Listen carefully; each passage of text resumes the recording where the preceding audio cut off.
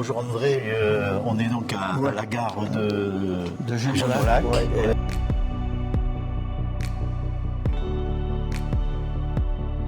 On est en train de s'intéresser, comme depuis beaucoup s'intéressent déjà depuis longtemps, sur les questions de la ruralité. D'abord, je voulais que tu te présentes, dire ton action, et puis ensuite de voir quelles sont les actions en ce moment que vous portez sur ces questions de la ruralité, et notamment celle du rail. En 2000, on commence à voir les attaques foudroyantes sur l'hôpital de proximité de Ponteil, dont on tente de supprimer à l'époque le laboratoire d'analyse, qu'on a perdu mais longtemps après parce qu'on a freiné le mouvement.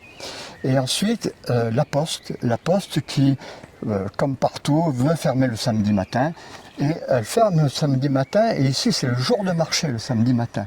Donc, le jour où il ne faut pas. Voilà, le jour où il ne faut pas, le bassin, tout le monde vient ici, même les lozériens viennent ici, les écoles, régulièrement, c'est récurrent, il faut se battre pour réserver les classes. Fermetures. Alors parfois on gagne, très peu, parfois, souvent on perd, mais on prétend, nous, qu'on a beaucoup fait reculer les échéances. Comme votre sujet actuel, c'est les mobilités, on s'est largement focalisé sur la SNCF, parce que ça c'est l'histoire du pays.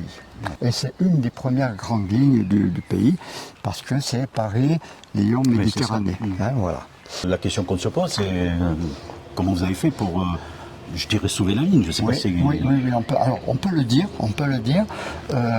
Ici, en 2014, arrive la nouvelle de la fermeture du guichet. Et là, ça a été instantané. On a arrêté les trains. On a été hors la loi très très souvent. Ça, on peut le dire, sans violence, absolument sans aucune violence. On a arrêté les trains. On a obtenu quelque chose que personne, pendant 30 ans, les élus locaux n'avaient pas obtenu, c'est l'arrêt du Cévenol, qu'on vient de voir passer là. Ce train-là ne s'arrêtait pas à Genolac. Et pour le guichet, on a en permanence envahi ce guichet-là avant qu'il ne ferme. Et on demandait à l'agent de circulation d'appeler sa hiérarchie. Donc on a fait un harcèlement pendant plusieurs mois. Et la nuit, on venait arrêter ce qu'on appelle le train de bois. Le train de bois qui circule encore, le train de bois. Il circule de la même façon. Et donc ce train de bois, on l'a arrêté ici la nuit, et parce qu'on savait comment fonctionnait la réglementation.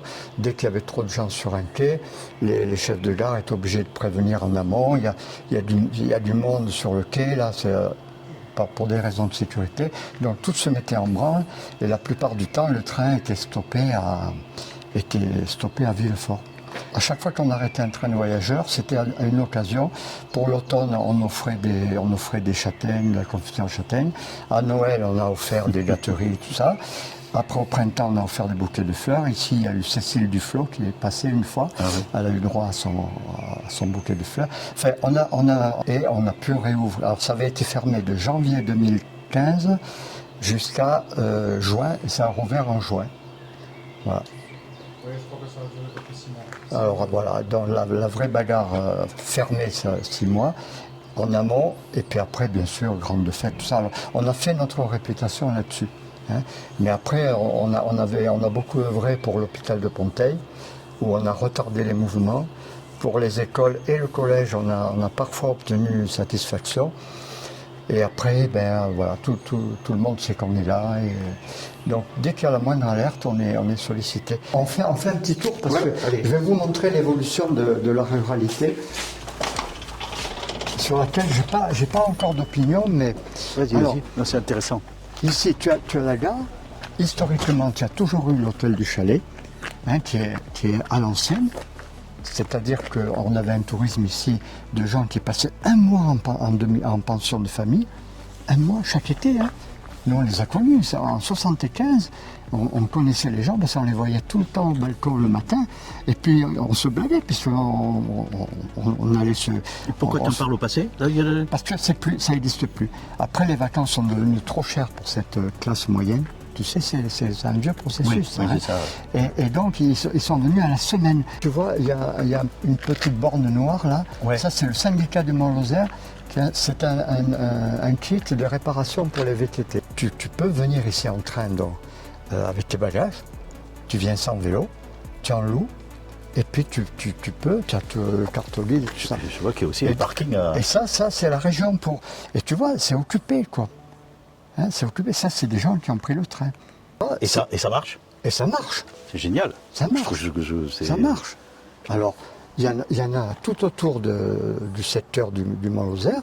Alors, tu vois, c'est des politiques qui se construisent peu à peu. Peu à peu, mais Hein, franchement... alors, et ça, c'est du positif. quand on parle ruralité, moi je crois qu'il faut parler comme ça. Il faut parler de petites choses concrètes. Nous, on a fait le choix délibéré de faire un comité de défense des services publics.